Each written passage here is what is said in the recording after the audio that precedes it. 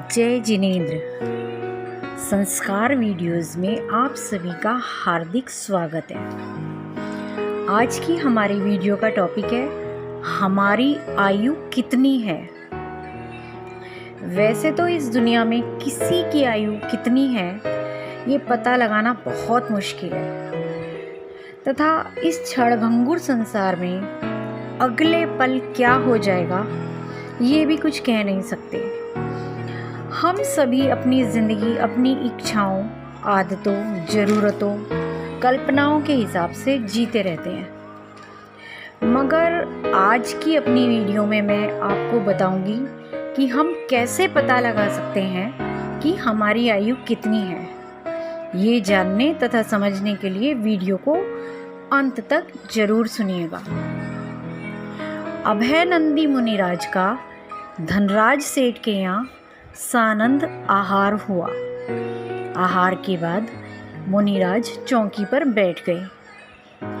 सेठ जी की पुत्रवधू ने हाथ जोड़कर महाराज से सविनय प्रश्न किया, इतने सवेरे सवेरे कैसे?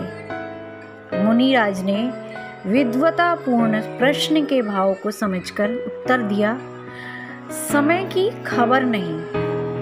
फिर मुनिराज ने सेठ की पुत्रवधू से प्रश्न किया, बेटी तेरी आयु कितनी है? उसने उत्तर दिया, महाराज 3 वर्ष। फिर मुनिराज ने प्रश्न किया, तेरे पति की आयु कितनी है? उसने उत्तर दिया, 1 वर्ष। मुनिराज ने दोबारा पूछा, तेरी सास की आयु कितनी है? उसने उत्तर दिया, 6 महीने। मुनिराज ने फिर पूछा, और तेरे ससुर की आयु कितनी है? उसने फिर उत्तर दिया, वो तो अभी जन्मे ही नहीं है। मुनिराज ने पूछा, अच्छा ये बताओ बेटी कि ये सब ताज़ा खाते हैं या बासी? उसने उत्तर दिया, महाराज ये सब तो बासी ही खा रहे हैं। सारी चर्चा के बाद अभयनंदी मुनिराज तो जंगल की तरफ चले गए, मगर धनराज सेठ अपनी पुत्रवधू के मुंह से इतने विचित्र उत्तर सुनकर बहुत नाराज हुए तथा उसे अपना अपमान समझकर उसे डांटने लगे। उन्होंने अपनी पुत्रवधू से कहा, मूर्ख, बेवकूफ, तूने मुनिराज के सामने मेरे पूरे परिवार की नाक कटा दी। तूने आज अपने पागलपन में सारे परिवार का अपमान किया है, इसलिए तू इसी समय ये घर छोड़कर चली जा। मगर उनकी पुत्रवधू ने कहा, पिताजी मैंने तो सारी बातें सच्ची ही कही हैं। अगर आपको विश्वास ना हो तो स्वयं मुनिराज से ही पूछकर देख लीजिए और उसके बाद ही निर्णय कीजिए। तब सेठ ने मुनिराज के पास जाकर इन गूढ़ बातों का मतलब पूछा। तब मुनिराज ने सेठ जी को समझाया और कहा कि आपकी पुत्रवधू बहुत समझदार है।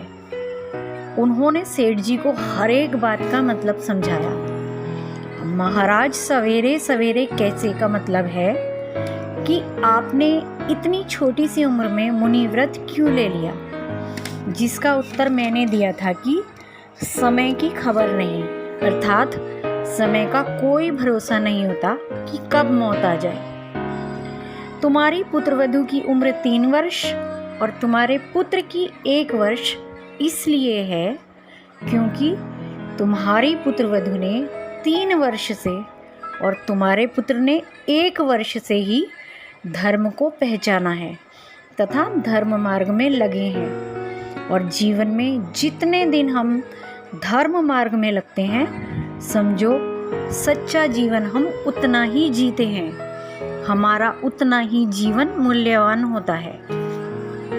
तुम्हारी पत्नी के जीवन में धर्म आए हुए अभी सिर्फ 6 महीने ही हुए हैं, तो उसकी असली आयु सिर्फ 6 महीने है, और तुम्हारे जीवन में तो अभी धर्म आया ही नहीं, तो तुम पैदा हो गए ये कैसे कहलवा सकते हो?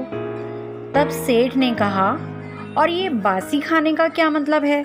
हम तो ताज़ा और बढ़िया खाना खाते हैं। तब मुनिराज ने उसे समझाया, बासी भोजन मतलब पूर्व में किए गए पुण्य का तुम मात्र फल भोग रहे हो। वर्तमान में तुम कुछ अच्छे कार्य नहीं कर रहे हो। मुनिराज की बातें सुनकर सेठ जी सोच में पड़ गए। इस तरह सेठ जी को जीवन का रहस्य मिल गया।